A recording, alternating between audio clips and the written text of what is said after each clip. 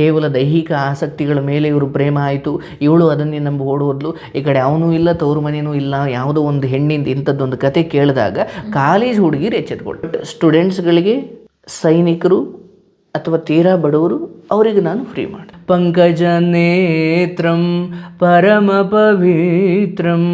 ಅವರು ಬರೋರು, ಗುರುಗಳೇ ನಮ್ಮ ಕಂಪ್ನಿಯಿಂದ ನಾವು ಉಪಕಾರ ಮಾಡಬೇಕು, ಸೊ ಒಂದು ಟ್ಯಾಕ್ಸ್ದು ಏನಾದರೂ ನಿಮ್ಮ ಕಡೆ ಇದೆಯಾ, ಅದು ATG ಅಂತ ಬರುತ್ತಲ್ಲ, ಆದರೆ ಏನೂ ಇಲ್ಲ. ಆಶ್ರಮ ಕಟ್ಟೋ ಟೈಮಲ್ಲಂತೂ ತುಂಬ ಅನುಭವಿಸ್ಬಿಟ್ಟೆ. ಆಶ್ರಮ ಅಥವಾ ಈ ಗುರುಗಳು ರಾಜಕೀಯಕ್ಕೆ ನೇರವಾಗಿ ಇಳಿಬಾರ್ದು, ಅಥವಾ ನನ್ನ ಸಮುದಾಯ ನನ್ನ ಜಾತಿಯದು, ಅವರು ಇಡೀ ಲೋಕವನ್ನು ತನ್ನ ಮನೆ ಅಂದ್ಕೊಂಡ್ರೆ ಅವ್ರ ಸನ್ಯಾಸಿಗಳು. ನಾನು ಅದೇ ಹೆಸರು, ನನಗೆ ಗೊತ್ತೇ ಇಲ್ಲ, ನಾನು ಸ್ವಾಮಿ ಶ್ರೀನಿವಾಸ ಅಂತ ಇಟ್ಕೊಂಡಿದ್ದೀನಿ. ಆ ಹೆಣ್ಮಗಳಿಗೆ ನೀನೆಲ್ಲಿ ತಪ್ಪಿದೆಯಾ, ಇನ್ನೆಲ್ಲಿ ಸರಿ ಹೋಗ್ಬೇಕು ಅನ್ನೋದು ಹೇಳ್ತೀನಿ ಹೊರತು ಆ ತಪ್ಪಿತಸ್ಥನ ಬಗ್ಗೆ ನಾನು ಏನು ಅವಹೇಳನವಾಗಿ ಮಾತಾಡಲ್ಲ.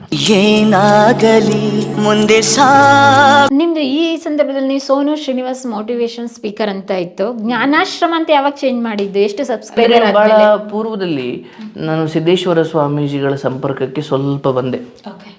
ಅವ್ರದ್ದು ಜ್ಞಾನ ಯೋಗಾಶ್ರಮ ಅಂತ ಇದೆ, ನೀವು ನೋಡಿರ್ಬೋದು, ಜ್ಞಾನ ಯೋಗಾಶ್ರಮ. ನನಗೆ ಆ ಹೆಸರು ಇಂಟ್ರೆಸ್ಟಿಂಗ್ ಅನ್ನಿಸ್ತು.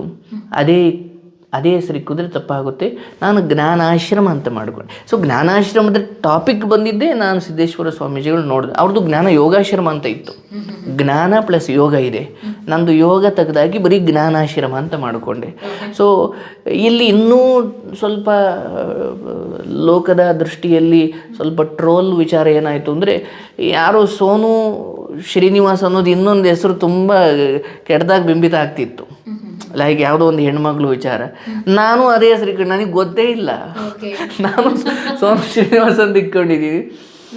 ಓಕೆ, ಬೇಡ, ಯಾಕೆ ಬೇಕು ಅಂದ್ಕೊಂಡು ಪಾಪ ಆ ಹೆಣ್ಮಕ್ಳ ಬಗ್ಗೆ ನಾನೇನು ಮಾತಾಡಲ್ಲ, ಹೆಸರು ಕನ್ಫ್ಯೂಷನ್ ಆಗುತ್ತೆ. ನನಗೆ ಅವಾಗ ತುಂಬ ಜನ ಸಜೆಸ್ಟ್ ಮಾಡಿದ್ರು, ಗುರುಗಳ ಹೆಸರು ಚೇಂಜ್ ಮಾಡಿ ಅಂತ. ಆಗ ಸೋನು ತೆಗೆದಾಕಿ ಈ ಕಡೆ ಅಜ್ಜನಹಳ್ಳಿ ತಗೊಂಡೆ, ಶ್ರೀನಿವಾಸ್ ಅಜ್ಜನಹಳ್ಳಿ. ಸೋನು ಶ್ರೀನಿವಾಸ್ ಇತ್ತು, ಸೋನು ತೆಗೆದು ಹಾಕಿ ಶ್ರೀನಿವಾಸ್ ಅಜ್ಜನಲ್ಲಿ ಇಟ್ಕೊಂಡೆ. ಇದು ಈ ನಡುವೆ ಏನು ಟ್ರಸ್ಟ್ ರಿಜಿಸ್ಟ್ರೇಷನ್ ಕತೆ ಏನು ಅಂದರೆ, ಇಷ್ಟು ದಿನ ಆನ್ಲೈನಲ್ಲಿ ಉಪಕಾರ ಮಾಡ್ತಿದ್ದು ಅಥವಾ ಆನ್ಲೈನಲ್ಲಿ ಕಾರ್ಯಕ್ರಮ ಮಾಡ್ತಿದ್ರಿ ಅಷ್ಟೇ. ಬಟ್ ಈಗ ನಾವು ಇದೊಂದು, ಯಾಕಂದರೆ ಜನ ಗುರುಗಳೇ ನಿಮಗೆ ನಾವು ಉಪಕಾರ ಮಾಡ್ತೀವಿ ಅಂದಾಗ ನಾವು ಅದನ್ನು ನನ್ನ ಅಕೌಂಟಿಗಂತೂ ತಗೊಳ್ಳಿಕ್ಕಾಗಲ್ಲ, ಅದಕ್ಕೊಂದು ವ್ಯವಸ್ಥೆ ಬೇಕು. ನಾವು ಅವರಿಂದ ತೆಗೆದುಕೊಂಡು ನಾವು ಜನರಿಗೆ ಕೊಡಬೇಕಂದ್ರೆ ಅದಕ್ಕೆ ಲೆಕ್ಕ ಇರಬೇಕಲ್ಲ, ಅದಕ್ಕೆ ಟ್ರಸ್ಟಿಗಳು ಅಂತ. ಅದಕ್ಕೆ ಈಗ ಜ್ಞಾನಾಶ್ರಮ ಸಾಂತ್ವನ ಸೇವಾ ಕೇಂದ್ರ ಟ್ರಸ್ಟ್ ಅಂತ ಮಾಡ್ಕೊಂಡಿದ್ದೀವಿ.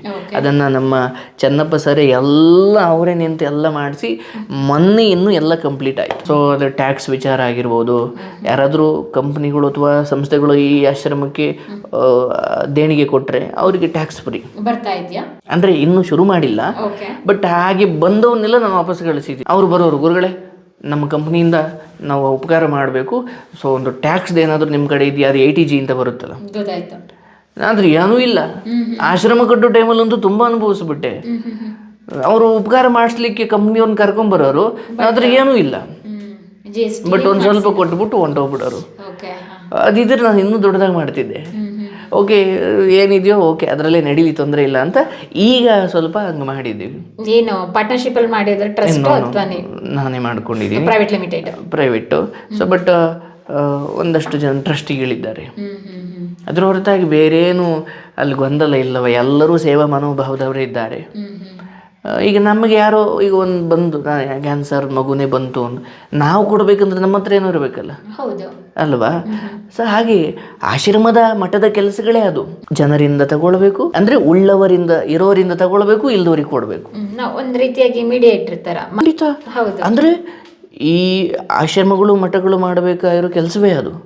ಅವರೇನು ಇಂಜಿನಿಯರ್ಗಳಲ್ವಲ್ಲ, ಅವ್ರಿಗೇನು ದುಡ್ಡು ಬರಲ್ಲ, ಇರೋರಿಂದ ತಗೊಳ್ಬೇಕು, ಬಟ್ ಅವ್ರ ಹತ್ರ ಉಳಿಸ್ಕೊಳ್ಬಾರ್ದು. ಅಂದರೆ ನಮ್ಮ ಗುರುಗಳು ಒಂದು ಕತೆ ಹೇಳ್ತಿದ್ರು, ಯಾರೋ ಒಂದು ಮಠ ಇತ್ತು, ಆಶ್ರಮ, ಅಲ್ಲಿ ಒಬ್ಬರು ಗುರುಗಳಿದ್ರು. ಆ ಗುರುಗಳಿಗೆ ಒಬ್ಬ ಅಸಿಸ್ಟೆಂಟ್ ಇದ್ದ. ಅವನ ಅಸಿಸ್ಟೆಂಟು ಸ್ವಲ್ಪ ಸಂಸಾರಿ ಮನೋಭಾವ, ಅವನಿಗೆ ದುಡ್ಡು ಮಾಡೋ ಮನೋಭಾವ. ಗುರುಗಳು ಪಾಪ ವೈರಾಗ್ಯ ಪುರುಷರು. ಹಿಂಗೆ ಮಠದಲ್ಲಿ ಜನಗಳೆಲ್ಲ ಬಂದು ಹೋಗ್ತಾ ಇದ್ರು. ಒಂದು ದಿವಸ ಯಾರೋ ಬಂದು ಬಾಗಿಲಲ್ಲಿ ಒಂದು ಚಿನ್ನದ ನಾಣ್ಯ ಅಂಟಿಸ್ಬಿಟ್ಟು ಹೋಗ್ಬಿಟ್ಟಿದ್ರು. ಇವನು ಅಸಿಸ್ಟೆಂಟ್ ನೋಡ್ಕೊಂಡಿದ್ದ, ಇದು ಯಾರಪ್ಪ ಚಿನ್ನದ ನಾಣ್ಯ ಅಂಟಿಸೋರೆ, ಆಯಿತು ಏನೋ ಇರ್ಬೋದು ಅಂದ್ಕೊಂಡು ಅವ್ನು ಸುಮ್ಮನೆ ಹೋದ. ಮಾರನೇ ದಿವಸ ಬರ್ತಾರೆ, ಅಲ್ಲಿ ಚಿನ್ನದ ನಾಣ್ಯವೇ ಇಲ್ಲ. ಅಂದ್ರೆ ಅವನಿಗೆ ಕಾಣ್ತು ಚಿನ್ನದ ನಾಣ್ಯವೇ ಇಲ್ಲ, ನೆನ್ನೆ ಇತ್ತು ಇವತ್ತಿಲ್ಲ. ಗುರುಗಳ ಹತ್ರ ಹೋದ, ಗುರುಗಳೇ ಏನಾಯಿತು ಗೊತ್ತಾ, ಆ ಮಠದಲ್ಲಿ ಅಂದರೆ ಆಶ್ರಮದ ಬಾಗಿಲಲ್ಲಿ ಮೊನ್ನೆ ಯಾರು ಚಿನ್ನದ ನಾಣ್ಯ ಅಂಟಿಸಿದ್ರು ಯಾರೋ, ಇವತ್ತು ಯಾರೋ ಕಿತ್ಕೊಂಡು ಹೋಗ್ಬಿಟ್ಟಿದ್ದಾರೆ. ಗುರುಗಳು ಹೇಳಿದ್ರು, ಯಾರೋ ಹೆಚ್ಚಾಗಿರೋ ಅಂಟಿಸೋದ, ಇಲ್ದೊಂದು ಕಿತ್ಕೊಂಡು ಹೋದ, ನಿನಗೆ ಯಾಕದು ಅಂದ. ಅಂದರೆ ಅಂಟಿಸಿರೋನು ಯಾರೋ ತಗೊಂಡು, ಈ ಆಶ್ರಮ ಇರೋದೇ ಅದಕ್ಕೆ, ಯಾರೋ ಇರೋರು ಕೊಡ್ತಾರೆ, ಇಲ್ದವ್ರು ತಗೊಂಡು ಹೋಗ್ತಾರೆ, ನಮಗೆ ಯಾಕೆ ಬೇಕದು ಅಂತ. ಆ ಮಟ್ಟಿನ ವೈರಾಗ್ಯ ಇರಬೇಕು ಆಶ್ರಮಗಳು ನಡೆಸಬೇಕಾದ್ರೆ. ನೀವು ತುಂಬ ಸಂಸಾರಿ ಮನೋಭಾವ ಇಟ್ಟುಕೊಂಡು ಸಂಪತ್ತಿನ ಶೇಖರಣ ಮನೋಭಾವ, ಈಗ ನೋಡಿ ಸಿದ್ಧಗಂಗಾ ಮಠ ಇವೆಲ್ಲ ಶಿಕ್ಷಣ ಸಂಸ್ಥೆಗಳು ನಡೆಸ್ತಾ ಇದ್ದಾವೆ, ಮತ್ತು ಎಷ್ಟೋ ಅನಾಥ ಮಕ್ಕಳು ಬೇರೆ ಬೇರೆ ರೀತಿ ಸೇವೆ ಮಾಡ್ತಿದ್ದಾವೆ. ಸೊ ಆ ಮಠಕ್ಕೂ ಆದಾಯ ಬೇಕಲ್ಲ, ಆಗಬೇಕು. ಬಟ್ ಯಾವತ್ತೂ ಕೂಡ ಆಶ್ರಮ ಅಥವಾ ಈ ಗುರುಗಳು ರಾಜಕೀಯಕ್ಕೆ ನೇರವಾಗಿ ಇಳಿಬಾರ್ದು. ಅಥವಾ ನನ್ನ ಸಮುದಾಯ, ನನ್ನ ಜಾತಿಯದು, ಅವರು ಇಡೀ ಲೋಕವನ್ನು ತನ್ನ ಮನೆ ಅಂದುಕೊಂಡ್ರೆ ಅವ್ರ ಸನ್ಯಾಸಿಗಳು, ಇವರು ಮಾತ್ರ ನನ್ನವರು ಅಂತ ಅಂದುಕೊಂಡಾಗ ಅವ್ರು ಆ ಮೂಲ ವಿಚಾರವೇ ಕೆಟ್ಟು ಹೋಯ್ತಲ್ಲ. ಬಟ್ ಈಗ ಸಮುದಾಯಕ್ಕೊಬ್ಬರು ಏನು ಸ್ವಾಮಿಗಳಿದ್ದಾರಲ್ಲ, ಏನ್ಯಾರು ಕೆಟ್ಟು ಹೋಗ್ತಾ ಇರಲಿ, ಅವ್ರ ಸಮುದಾಯದವರು ಚೆನ್ನಾಗಿರಬೇಕು ಅನ್ನೋದು ಒಂದು ಹಂತಕ್ಕೆ ಸತ್ಯ ಅನಿಸಿದ್ರು ಕೂಡ ಎಲ್ಲ ಸ್ವಾಮೀಜಿಗಳು ಲೋಕವನ್ನು ಕಾಪಾಡಬೇಕು ಅಂತ ನಿಂತುಕೊಂಡ್ರೆ ರಾಜಕಾರಣಿಗಳಾಗದೇ ಇರೋ ಕೆಲಸ ಗುರುಗಳಿಗೆ ಅಥವಾ ಆ ಪುರುಷರಿಗಾಗುತ್ತೆ. ಮಹಾಪುರುಷರಿರ್ತಾರೆ ಅವರು, ಬಟ್ ಅವರೇ ತಮ್ಮ ಗಮನವನ್ನು ಒಂದು ಚಿಕ್ಕ ಅಂದರೆ ಅವರೇ ಬೌಂಡ್ರಿ ಹಾಕೊಂಡ್ಬಿಟ್ರೆ ಸನ್ಯಾಸತ್ವ ಅನ್ನೋದು ಲೋಕಕ್ಕೆ ಹರಡ್ಕೊಳ್ಬೇಕಿರೋ ವಿಚಾರ. ಅವರನ್ನೇ ಒಂದು ಮಠದೊಳಗಡೆ ಕಟ್ಟಾಕೊಂಡು ಆ ಮಠನೂ ಒಂದು ಜಾತಿಗೆ ಸೀಮಿತ ಮಾಡಿಬಿಟ್ರೆ ಆ ಸನ್ಯಾಸತ್ವದ ಮೂಲ ಆಶಯವೇ ಹೊರಟೋಯ್ತಲ್ಲ. ಹಾಗೆ ನನ್ನ ಆಸೆ ಇದು ಯಾವುದೋ ಜಾತಿ ಧರ್ಮಕ್ಕೆ ಸೀಮಿತವಾದದ್ದಲ್ಲ, ಎಲ್ಲರಿಗೂ ಸೀಮಿತವಾದದ್ದು. ಸೊ ಆ ಟ್ರಸ್ಟ್ ಕೂಡ ಅದೇ ಭಾವನೆಯಿಂದ ಮಾಡಿದ್ದು, ಜನರಿಂದ ತಗೊಳ್ಳೋದು, ಜನರಿಗೆ ಕೊಡೋದು. ಸೂಪರ್. ಜನಗಳಿಗೆ ಯಾವಾಗ ಆಫ್ಲೈನ್ ಅಲ್ಲಿ ನೀವು ಸಾಂತ್ವನ ಹೇಳಕ್ಕೆ ಆರಂಭ ಮಾಡಿದ, ಆನ್ಲೈನ್ ಅಲ್ಲೇ ರೆಗ್ಯುಲರ್ ಆಗಿ ಹೇಳ್ತಾ ಇದ್ರೆ? ಸೊ ಕೆಲವೊಮ್ಮೆ ಹಿಂಗೆ ಕಾರ್ಯಕ್ರಮ ನಡೀತಾ ಇತ್ತು, ಅಲ್ಲಿ ಯಾರೋ ಬಂದು ಒಮ್ಮೆ ಹೇಳಿದ್ರು, ಹೊರಗಡೆ ಕೌನ್ಸಿಲಿಂಗ್ ಹೋದ್ರೆ ಬರೀ 20 ನಿಮಿಷ ಸಮಯ ಕೊಡ್ತಾರೆ, 7,000 5,000 ಫೀಸ್ ತಗೊಳ್ತಾರೆ ಅಂತ ಯಾರೋ ಬಂದು ಹೇಳಿದ್ರು. ಹಿಂಗೆ ನಾನು ಅವಾಗ ಏನೂ ಮಾಡ್ತಿರ್ಲಿಲ್ಲ, ರಾತ್ರಿ ಕಾರ್ಯಕ್ರಮ ಮಾಡೀನಿ, ಬೆಳಗ್ಗೆ ಎಡಿಟಿಂಗ್ ಮಾಡ್ಕೊಳ್ಳೀನಿ, ಓದ್ಲಿಕ್ಕೆ ಕೂತ್ಕೊಂಡಿ. ಅವಾಗ ಹೇಳಿದ್ರು, ನೀವು ಕೌನ್ಸಿಲಿಂಗ್ ಮಾಡ್ಬೋದಲ್ವಾ, ನೀವು ಕರ್ಸ್ಕೊಳ್ಬೋದಲ್ವ, ಅಥವಾ ನೀವು ಜನ ಅದಕ್ಕೆ ಆಫರ್ ಅಥವಾ ಅದಕ್ಕೆ ಆಸಕ್ತಿ ತೋರಿಸ್ತಿದ್ರು. ಬಟ್ ನನಗದು ಹೇಗೆ ಅಂತ ಗೊತ್ತಿರಲಿಲ್ಲ. ಇದು ಯಾಕಪ್ಪ ನಾನು ಆಫ್ಲೈನ್ ಇದು ಏನು ಅಂತ ನಮಗೆ ಗೊತ್ತು. ಯಾಕಂದರೆ ನಾವು ತೀರಾ ಮಠಮಾನ್ಯಗಳಿಂದ ಆ ಮಟ್ಟಿಗೆ ತಿಳ್ಕೊಂಡು ಕಣಪ್ಪ ಹಿಂಗೆಲ್ಲ ಮಾಡ್ಬೋದು ಅಂತ ನಮಗದು ಗೊತ್ತಿಲ್ಲ. ನಮಗೇನು ಒಳ್ಳೇದು ಹೇಳಬೇಕು, ರಾತ್ರಿ ಕಾರ್ಯಕ್ರಮದಲ್ಲಿ ಹೇಳಿದ್ದೀವಿ, ಈಗ ನಮಗೂ ನಮ್ಮದೇ ಆದ ಓದು ಅದು ಇದು ಇರುತ್ತೆ. ಬಟ್ ಆಮೇಲೆ ಶುರುವಿನಲ್ಲಿ 100 ರೂಪಾಯಿ ಕೊಟ್ಟು ಬರೋಕ್ಕೆ ಶುರು ಮಾಡಿದ್ರು ಜನ.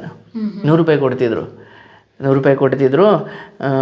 ನನಗೆ ಏನಂದರೆ ಅವರು ಟೈಮ್ ಲಿಮಿಟ್ ಇಲ್ಲ ಅವ್ರಿಗೆ, ಎಷ್ಟು ಗಂಟೆ ಮಾತಾಡಿದ್ರು ಕೂತು ಕೇಳಿ ನಾನು. ಈಗ ನಮಗೆ ಅದೇ ಕೆಲಸ. ನಿಮಗೇನು ಬೇರೆ ಲೋಕದ ಅಲ್ಲಿ ದುಡ್ಡು ಹೋಗುತ್ತಪ್ಪ ನಾನು ಅಲ್ಲಿ ಹೋಗಬೇಕು ಅಂದರೆ ಇವ್ರನ್ನ ಬೇಗ ಬೇಗ ಹೇಳಮ್ಮ ಅನ್ಬೋದು. ನನಗಿದೇ ಕೆಲಸ. ಸೊ ಅವ್ರು ಹೇಳಿದ್ರು, ಬೇರೆ ಕಡೆ ಹೋದರೆ ಒಂದು 20 ನಿಮಿಷ ಬೇಗ ಬೇಗ ಹೇಳಬೇಕಮ್ಮ ಅಂತ ಹೇಳಿ ಏನೋ ಮಾತ್ರೆ ಕೊಟ್ಟು ಏನೋ ಮಾಡಿಬಿಟ್ಟು ಕಳಿಸ್ಬಿಡ್ತಾರೆ. ನೀವು ಗಂಟೆಗಟ್ಟಲೆ ಆ ಗಂಟೆಗಟ್ಟಲೆ ಕೇಳೋದೇ ದೊಡ್ಡ ಹೀಲಿಂಗ್. ಆ ತಾಳ್ಮೆ ಬಂದಿದ್ದಾದ್ರೂ ಹೇಗೆ? ನನ್ನ ತಾಳ್ಮೆ ಬಿಟ್ಬಿಡಿ, ಒಬ್ರು ನಂಬಿ ಹೇಳಬೇಕಂದ್ರೆ ಅವ್ರ ದೊಡ್ಡತನ ಅದು. ಈಗ ನಿಮ್ಮನ್ನು ನಾನು ನಂಬಿ ನನ್ನ ಯಾವುದೋ ತೀರಾ ಖಾಸಗಿ ವಿಚಾರ ಹೇಳ್ಕೊಳ್ತೀನಿ ಅಂದರೆ ನಿಮ್ಮ ಮೇಲೆ ಎಷ್ಟು ನಂಬಿಕೆ ಇಟ್ಟಿರಬೇಕು. ಕೇಳೋದು ನಮ್ಮದು ಒಂದು ಕಡೆ ದೊಡ್ಡತನ ಇರ್ಬೋದು, ಬಟ್ ನಿಮ್ಮನ್ನು ನಂಬಿ ಹೇಳ್ತಾರೆ ಎಂದಾಗ ನೀವು ಅದನ್ನು ಉಳಿಸ್ಕೊಳ್ಬೇಕು. ನೀವು ಲೋಕದ ಎಲ್ಲ ಸುಖಗಳನ್ನು ತ್ಯಾಗ ಮಾಡಿ ಅವ್ರ ನಂಬಿಕೆ ಉಳಿಸ್ಕೊಳ್ಳಿ, ಅದು ಭಗವಂತನಿಗೆ ಪೂಜೆ ಮಾಡ್ದಂಗೆ. ಹಾಗಾಗಿ ನನಗೆ ಯಾವಾಗಲೂ ಈ ಕೌನ್ಸಿಲಿಂಗ್ ಶುರು ಮಾಡಿದ್ರ ಬಗ್ಗೆ ಬಹಳ ಖುಷಿ ಇದೆ. ಮತ್ತು ನಾನು ಇವತ್ತಿಗೂ ಅವರಿಂದ ಹಣವನ್ನು ತಗೊಳ್ಳಲ್ಲ, ಅಥವಾ ಅದು ತೀರಾ ಆ ಮಟ್ಟಿಗೆ ಅವ್ರಿಗೆ ಬೇಸರ ಆಗೋದು. ನಾನು ಒಂದು ಕೌನ್ಸಿಲಿಂಗ್ 500 ರೂಪಾಯಿ ತಗೊಳ್ತೀವಿ, ಆಯಿತಾ. ಬಟ್ ಸ್ಟೂಡೆಂಟ್ಸ್ಗಳಿಗೆ, ಸೈನಿಕರು ಅಥವಾ ತೀರಾ ಬಡವರು ಅವರಿಗೆ ನಾನು ಫ್ರೀ ಮಾಡ್ತೀನಿ. ಇವ್ರಿಗೆ ಕೊಟ್ಟಷ್ಟೇ ಸಮಯ ಅವ್ರಿಗೂ ಕೊಡ್ತೀನಿ. ಬಟ್ ಅವ್ರದ್ದು ಸಂಜೆ ಹೊತ್ತು ತಗೊಳ್ತೀನಿ, ಲೈವ್ ಇಲ್ದಿದ್ದ ದಿವಸ.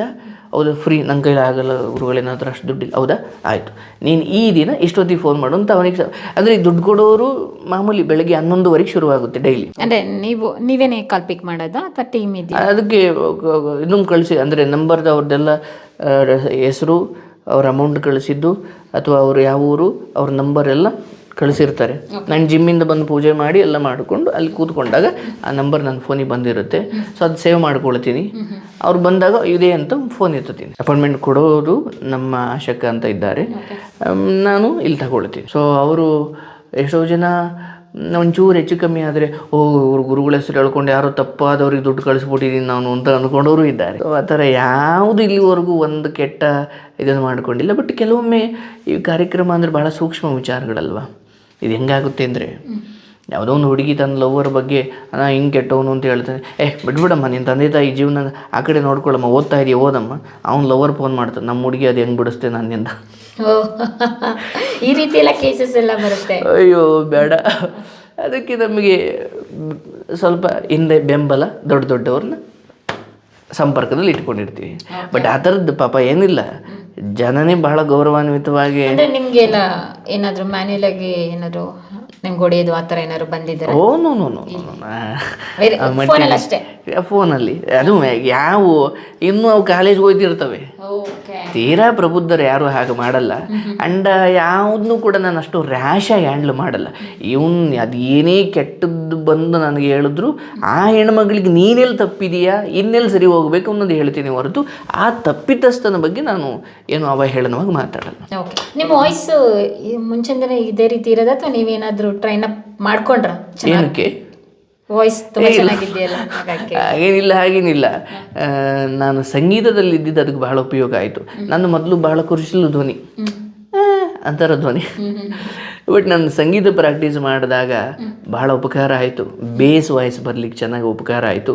ಸೊ ನೀವು ಒಂದು ವೇಳೆ ಬೆಳಿಗ್ಗೆ ಇದ್ದಾಗ ಒಂದು ಲೋಟ ಬಿಸಿನೀರು ಕುಡಿತೀರಿ, ಹಾಗೂ ನೀವು ಒಂದು 10 ನಿಮಿಷ ಸಾರೆಗಮಪನ ಪ್ರಾಕ್ಟೀಸ್ ಮಾಡ್ತೀರಿ ಅಂದರೆ ಎಂಥ ಕೆಟ್ಟ ಧ್ವನಿ ಆದರೂ ಅದ್ಭುತ ಆಗುತ್ತೆ. ಓಕೆ, ನಾನು ಸ್ವಲ್ಪ ಪ್ರಾಕ್ಟೀಸ್ ಮಾಡಬೇಕು. ನಮ್ಮದು ಸ್ವಲ್ಪ ವಾಯ್ಸ್ ಹಾಗೇನಿಲ್ಲ.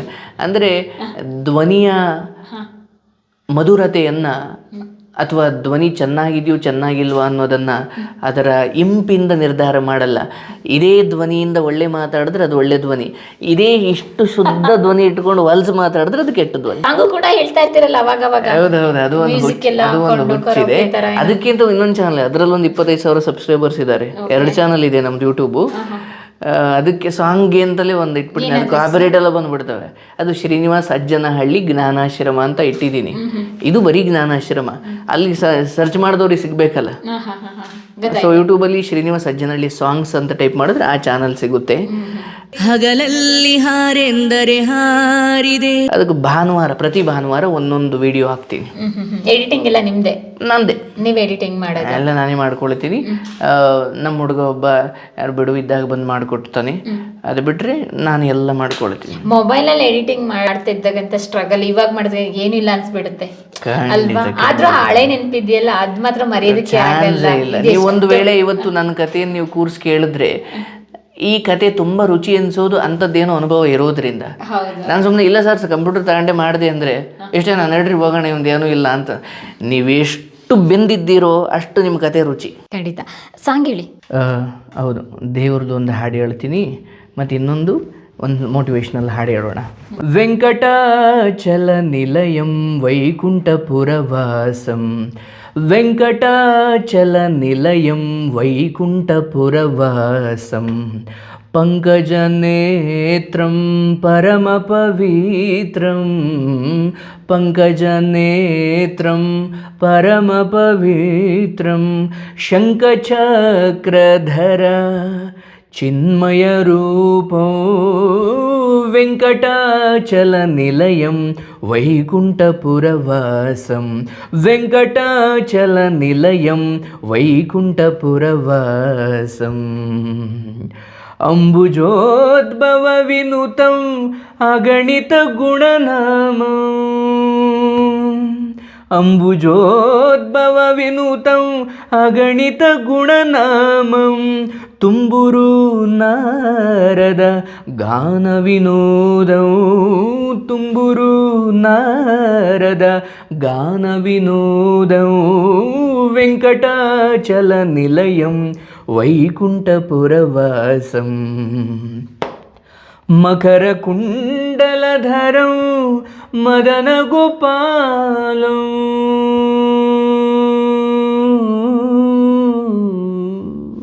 ಮಕರ ಕುಂಡಲಧರೌ ಮದನ ಗೋಪಾಲಂ ಮಗನ ಕುಂಡಲಧರೌ ಮದನ ಗೋಪಾಲಂ ಭಕ್ತ ಪೋಷಕ ಶ್ರೀ ಪುರಂದರ ವಿಠಲಂ ವೆಂಕಟಾಚಲ ನಿಲಯಂ ವೈಕುಂಠಪುರವಾಸಂ ವೆಂಕಟಾಚಲ ನಿಲಯಂ ವೈಕುಂಠಪುರವಾಸಂ ಪಂಕಜನೇತ್ರಂ ಪರಮ ಪವಿತ್ರಂ ಪಂಕಜನೇತ್ರಂ ಪರಮ ಪವಿತ್ರಂ ಶಂಖಚಕ್ರಧರ ಚಿನ್ಮಯ ರೂಪಂ ವೆಂಕಟಾಚಲ ನಿಲಯಂ ವೈಕುಂಠಪುರವಾಸಂ ವೈಕುಂಠಪುರವಾಸಂ ವೈಕುಂಠಪುರವಾಸಂ.